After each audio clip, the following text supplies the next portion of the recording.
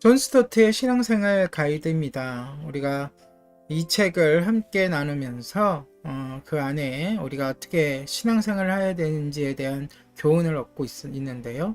그 마지막 주제, 사역이라는 부분에 있어서 또 그 중에서도 지역사회에서의 사역, 살펴보고 있고요.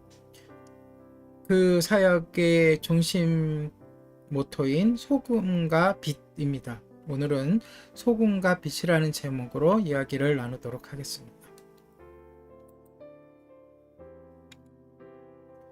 왜 예수님은 자기 제자들을 세상 속으로 보내실까요? 마태복음 5장 13절에서 16절.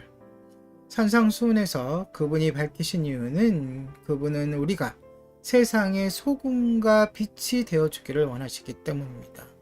이 두 가지 비유적인 상징이 시사하는 바는 소금이 고기를 절이며 빛이 어둠을 비추듯 그리스도인이 비기독교적인 사회 속에 스며들어가야 한다는 사실입니다.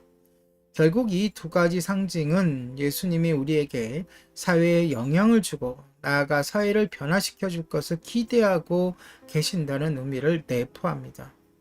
곰팡이로 인한 부패를 막아주는 소금처럼, 그리고 어둠을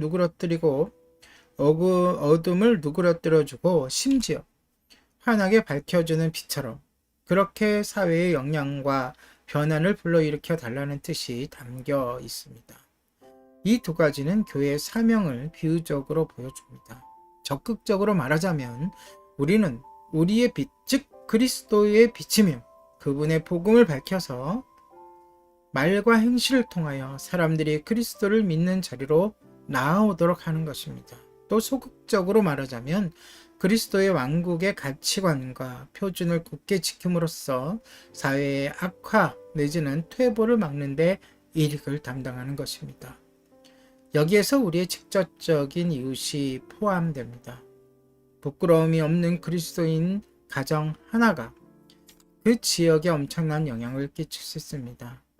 또한 지역교회 하나가 복음을 전파하며 지역사회에 건설적으로 참여함으로써 그 지역사회에 마찬가지로 커다란 영향력을 발휘할 수 있다는 뜻입니다. 우리가 교회 안에서 예배하는 특권을 누리면서 지역사회의 복음을 증거하는 책임을 외면하는 일은 있을 수 없습니다. 그리스도의 복음을 이웃 주민에게 알리는 효과적인 방법을 모색하는 일을 하기 위하여 개교회가 전도회를 조직하는 것은 참으로 유익한 일입니다.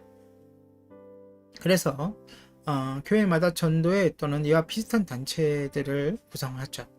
그 단체는 가가호를 방문하고 지역 전체 행사에 따른 메시지를 전파하는 일 등을 하게 됩니다. 예를 들어서 부활절 메시지라든가 성탄절 메시지라든가 이런 메시지를 통하여 지역사회에 영향을 줄 수 있는 것이죠. 또한 교회나 지역의 건물을 빌려서 모든 지역 주민이 참여할 수 있는 주요 행사들을 개회할 수도 있을 것입니다. 그리고 교회 안에 있는 소그룹이 지역사회의 특정 활동에 참여할 수 있도록 배후에서 뒷받침하는 일을 할 수 있습니다. 예를 들어 조기축구회라든지 등산회라든지 어떠한 봉사 모임이라든지, 이를테면 또 지역의 클럽이나 레크레이션 센터의 회원이 된다거나 사회 봉사활동 중에 기독교적 활동을 한두 가지 추가한다거나 공공 도서관에 기독교 서적 코너를 마련하는 일 등을 후원할 수 있을 것입니다.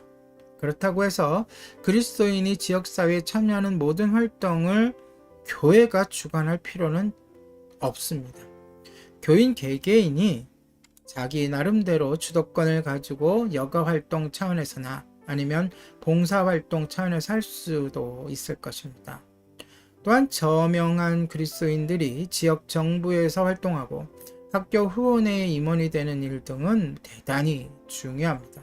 뿐만 아니라 자원봉사를 필요로 하는 수많은 봉사활동, 이를테면 시민단체, 긴급 전화 상담 서비스, 실직자를 위한 안내센터, 병원과 호스피스, 노인가정, 지역 교도소나 소년원, 환경단체 혹은 지역의 수준을 향상시키는 데 관여하는 단체나 문제 청소년들을 위한 보금자리와 후원을 제공하는 단체 등 지역 봉사활동에 도움을 제공하는 일 등은 매우 중요하고, 이것이 바로 소금과 빛의 역할을 감당하는 것이죠. 그러니까 소금과 빛이라고 하면 두 가지 차원의 비유입니다. 바로 복음에 대한 이야기고, 하나님 말씀에 대한 이야기고, 하나는 우리의 착한 행실에 대한 이야기인 것이죠.